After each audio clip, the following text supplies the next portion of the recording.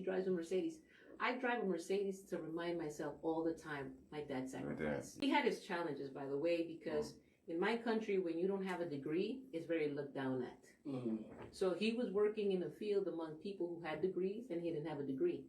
And so there was a lot of resentment there. Why did this guy come and get this position? But he was able to, make money and buy a small house, and he was starting to get ahead and everything. But politics in our country was really bad because there was a lot of oppression. And people were starting to rise up. So my mother said to my dad, hey, listen, we've got kids. Now that we have some money, let's apply for a visa and let's go to the United States.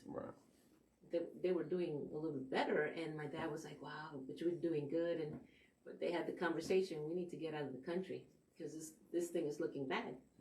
So when he came first in 1969, he saved money, and by 1972, he had his whole family in Brooklyn. So he was working 2 jobs, sleeping about 4 hours a day.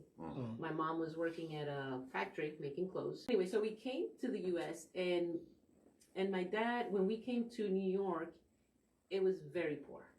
I mean, New York had a bankruptcy almost at that time, and there was burnt buildings. I don't know, if you look back in 1977, you'll see there was it was just horrendous.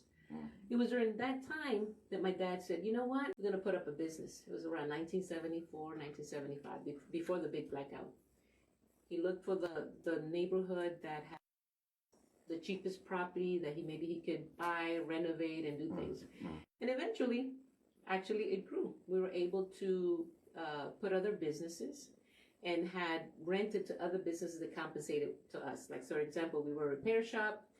We kind of rented to a tire shop, we rented to an alignment shop, and everybody just kind of like set up with each other. I think it was my dad who invented this, but there was a school, there was a police not too far away. Let's give the civil workers 20% off. Let's have a 25% off on Tuesdays. He had those kind of things. There were times he would say, well, when people come and bring their cars, let's give them a car wash while they're at it. That way, when they feel their car got fixed, it smells good, it looks good, it does that little extra. They're going to come back and tell somebody else. Yeah. So he was very innovative. He was a really sharp businessman.